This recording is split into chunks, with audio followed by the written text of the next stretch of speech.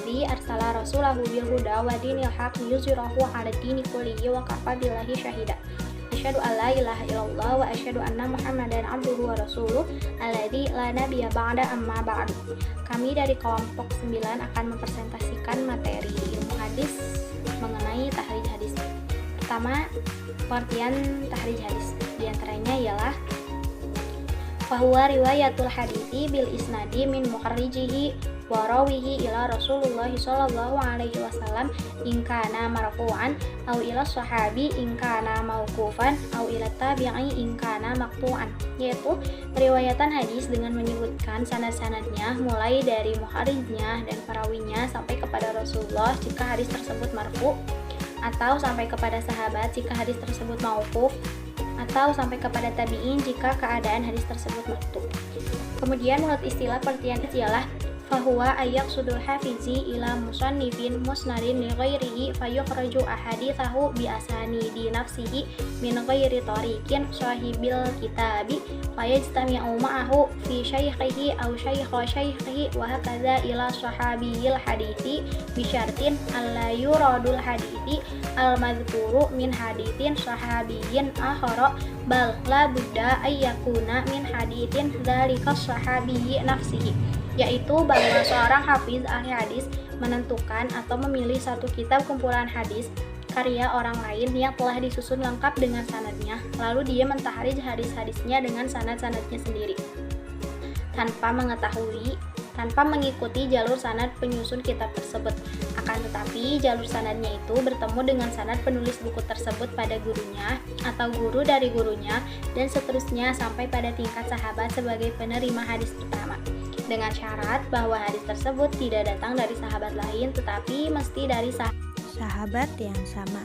Menurut bahasa, tahrij hadis ialah, dan menurut bahasa istima'un amroini mutadodaini fi syai'in wahidin, berkumpulnya dua hal yang bertentangan dalam satu masalah. Kemudian Tohan meringkas pengertian tahrij, yaitu huwad dalalatu ala maudi'il hadithi fi mudodirihil asliyati allati akhrajahu bisanadihi summa bayanu muratibihi indal hajah, menunjukkan atau mengemukakan letak asal hadis pada sumber-sumbernya yang asli yang di dalamnya dikemukakan hadis itu secara lengkap dengan sanadnya masing-masing. Kemudian, manakala diperlukan, dijelaskan kualitas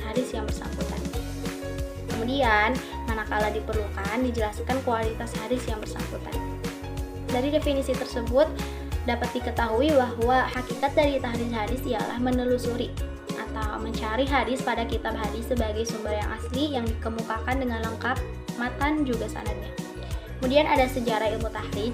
Menurut At-Tohan, awalnya mutahrij itu tidak dibutuhkan oleh para ulama untuk peneliti hadis karena mereka memiliki pengetahuan mengenai sumber yang luas. Hubungan mereka dengan sumber hadis juga kuat sekali, sehingga jika mereka hendak membuktikan kesohihan hadis, mereka dapat menjelaskan sumber hadis tersebut dalam berbagai kitab hadis yang metode dan cara-cara penulisan kitab-kitab hadis tersebut mereka ketahui.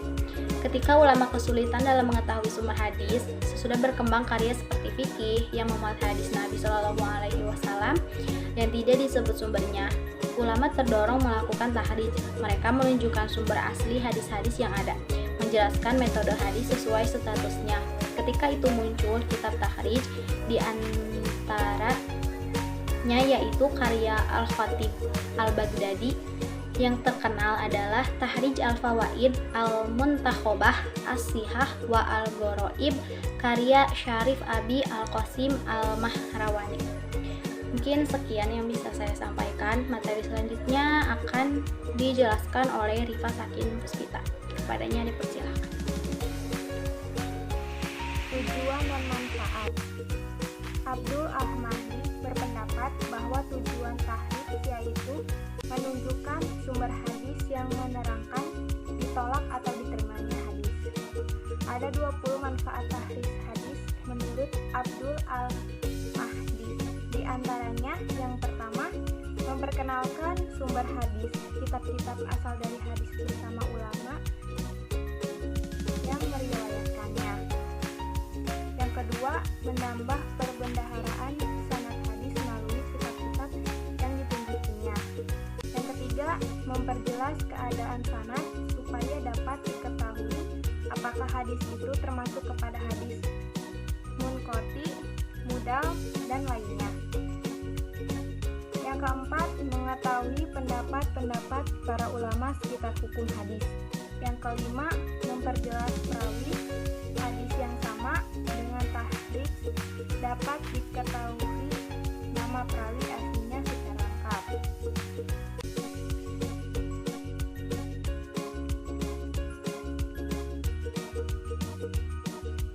Yang ketujuh, memperjelas perawi hadis yang tidak diketahui namanya melalui perbandingan di antara sanad-sanad. Yang kedelapan, dapat menghilangkan kemungkinan terjadinya pencampuran riwayat.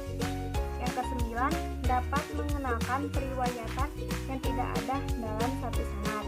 Yang kesepuluh, memperjelas hadis yang munqati atau mengalami penyusutan sesuatu dari yang lainnya. Yang ke-12, mengetahui eksistensi hadis. Apakah benar hadis yang ingin diteliti didapati dalam buku hadis atau tidak. Yang ke-13, mengetahui sumber suatu hadis. Dari buku tersebut, hadis apa saja yang didapatkan. Yang terakhir, agar dapat diketahui beberapa tempat yang hadis tersebut bersama sanad yang berbeda di dalam sebuah buku atau hadis. Selanjutnya, manfaat mengetahui kualitas hadis makbul, hadis yang munqati atau mengalami penyusutan sesuatu dari yang lainnya. Yang ke-12, mengetahui eksistensi hadis. Apakah benar hadis yang ingin diteliti didapati dalam buku hadis atau tidak. Yang ke-13, mengetahui sumber suatu hadis. Dari buku tersebut, hadis apa saja yang didapatkan. Yang terakhir, agar dapat diketahui beberapa tempat yang hadis tersebut bersama sanad yang berbeda di dalam sebuah buku atau hadis. Selanjutnya, manfaat mengetahui kualitas hadis makbul atau mardud. Di antaranya, yang pertama, memperkenalkan suatu hadis, kitab-kitab asalnya di mana suatu hadis berada dengan ulama yang meriwayatkannya. Yang kedua, dapat memperjelas sanad tersebut. Yang ketiga, dapat memperjelas suatu hadis dengan banyaknya riwayat. Yang keempat, dapat menghilangkan keraguan-keraguan dan kekeliruan yang dilakukan oleh periwayat. Yang kelima, dapat memperjelas waktu dan tempat turunnya hadis dan lainnya. Selanjutnya, kitab-kitab yang diperlukan dalam mentahrij hadis. Kitab yang memuat biografi perawi hadis disebutkan oleh Al-Tahan sebagai berikut. Yang memuat biografi perawi hadis disebutkan oleh Al-Tahan sebagai berikut. Yang pertama, kitab mengenai biografi sahabat, di antaranya Al-Istiab fi Ma'rifat Al-Ashab oleh Ibnu Abdul Al-Bar Al-Andalusi. Yang kedua, kitab-kitab Tabaqat, kitab yang membahas biografi perawi hadis menurut tingkatan perawi Tabaqat Al-Nuwat, yaitu Al-Tabaqat Abdullah Muhammad Ibnu Sa'ad, Khatib Al-Waqt.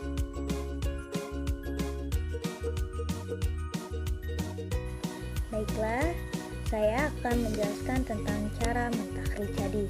Jadi, mentakhrij hadis itu ada 5 cara yang bisa kita aplikasikan. Nah, yang pertama, yakni berdasarkan lafaz pertama hadis. Nah, cara ini menyangkut pada lafaz pertama matan hadisnya. Hadis yang melalui cara ini diproses sesuai lafaz pertama, yaitu alif, ba, ta, dan seterusnya. Nah, yang kedua, cara yang kedua dalam mentakhrij hadis yaitu berdasarkan kata dalam matan hadis. Nah, cara tersebut digunakan sesuai kata yang ada dalam matan hadis tersebut, seperti isim, nama benda, maupun fi'il, yakni kata kerja. Nah, hadis yang dicantumkannya ialah potongan dari hadis, dan ulama-ulama yang meriwayatkannya dengan nama kitab induk hadis karangan para ulama, lalu ditulis di bawah potongan hadis. Pun keutamaan cara ini. Nah, keutamaan cara ini ialah dapat mempersingkat penelusuran hadis. Dengan cara ini, para perangkai kitab takhrij membatasi hadis-hadisnya ke dalam kitab induk serta menuturkan nama kitab, juz, bab, dan juga halamannya. Nah, keutamaan yang kedua dalam cara ini ialah membolehkan penelusuran hadis dengan kata apapun yang ada dalam matan hadis. Cara ini pun memiliki kekurangan. Nah, di antara kekurangannya yakni diharuskannya mukhrij itu bisa berbahasa Arab dan perlengkapan pengetahuannya secara memadai. Nah, yang kedua, tersebut tidak menuturkan perawi dari kalangan sahabat yang mendapatkan hadis langsung dari Nabi Shallallahu Alaihi Wasallam. Dalam mencari hadis tersebut mesti memakai kata lain. Nah, cara yang ketiga dalam takhrij hadis ialah berdasarkan perawi hadis pertama. Nah, cara tersebut berdasarkan perawi pertama di kalangan sahabat, dan apabila sanadnya muttasil hingga ke Nabi Muhammad Shallallahu Alaihi Wasallam atau kaum tabi'in jika hadis itu mursal. Nah, adapun manfaat dari menggunakan cara ini ialah jika kita menggunakan cara ini sekaligus, maka cara takhrij bisa dipersingkat.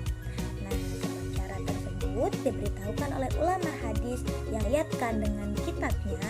Namun, kekurangan cara tersebut ialah tidak bisa dipakai dengan baik jika perawi pertama hadis yang akan diamati tersebut tidak terdeteksi. Nah, selanjutnya ada kitab yang dirangkai sesuai dengan cara ini. Nah, diantaranya yaitu kitab Atrof. Kitab Atrof itu seperti Atrof Al-Kutub Al-Sa yang dikarang oleh tiga dalam takhrij hadis ialah berdasarkan perawi hadis pertama. Nah, cara tersebut berdasarkan perawi pertama di kalangan sahabat, dan apabila sanadnya muttasil hingga ke Nabi Muhammad Shallallahu Alaihi Wasallam atau kaum tabi'in jika hadis itu mursal. Nah, adapun manfaat dari menggunakan cara ini ialah jika kita menggunakan cara ini sekaligus, maka cara takhrij bisa dipersingkat. Nah, sebab cara tersebut diberitahukan oleh ulama hadis yang riwayatkan dengan kitabnya. Namun, kekurangan cara tersebut ialah tidak bisa dipakai dengan baik jika perawi pertama hadis yang akan diamati tersebut tidak terdeteksi. Nah, selanjutnya ada kitab yang dirangkai sesuai dengan cara ini. Nah, diantaranya yaitu kitab Atrof. Kitab Atrof itu seperti Atrof Al-Kutub Al-Sa yang dikarang oleh Syams Al-Din Al-Maqdisi. Poin yang keempat dalam mentakhrij hadis yaitu berdasarkan tema hadis. Ya, dalam mengerjakan takhrij melalui cara ini harus disimpulkan tema satu hadis yang akan kita takhrij. Nah, selanjutnya kita menelusurinya melewati kitab yang dirangkai dengan cara tersebut. Adapun keutamaan dan kelebihan dari cara ini ialah cara ini juga dapat mendidik kedalaman pengetahuan hadis terhadap orang yang teliti. Nah, adapun kekurangan dalam cara ini ialah jika kandungan hadis sulit untuk disimpulkan, peneliti bisa memastikan temanya, maka cara ini tidak akan diterapkan. Adapun kitab yang dirangkai dengan cara ini yaitu dengan cara berdasarkan tema hadis. Nah, ada kitab Kanz al-Ummal fi Sunan al-Aqwal wa al-Af'al karangan Al-Muttaqi al-Hindi. Cara mentakhrij hadis yang kelima ialah berdasarkan status hadis. Cara tersebut menginformasikan bentuk usaha yang sudah dilaksanakan oleh ulama hadis dalam merangkai hadisnya, yaitu penghimpun hadis sesuai dengan statusnya. Adapun keistimewaan atau keutamaan dari cara ini ialah cara tersebut bisa kita lihat berdasarkan kemudahan proses mentakhrij hadis. Nah, adapun kekurangannya yaitu karena skalanya terbatas, dengan sedikitnya hadis-hadis yang tercakup dalam karya yang sama. Itu semua akan termasuk ke dalam kelemahan atau kekurangan menggunakan cara ini. Adapun kitab yang dirangkai dalam cara ini ialah kitab Al-Azhar Al-Mutanashiroh fi Al-Akhbar Al-Mutawatirah yang dikarang oleh Al-Suyuti. Demikianlah cara-cara mentakhrij hadis yang digunakan para peneliti hadis dalam rangka mengenal hadis-hadis Nabi Shallallahu Alaihi Wasallam, baik dari segi sanad, matan, dan juga statusnya. Mungkin sekian yang bisa kelompok kami sampaikan. Kurangnya mohon dimaafkan. Semoga bermanfaat khususnya untuk kelompok kami dan umumnya untuk kalian semua. Wassalamualaikum warahmatullahi wabarakatuh.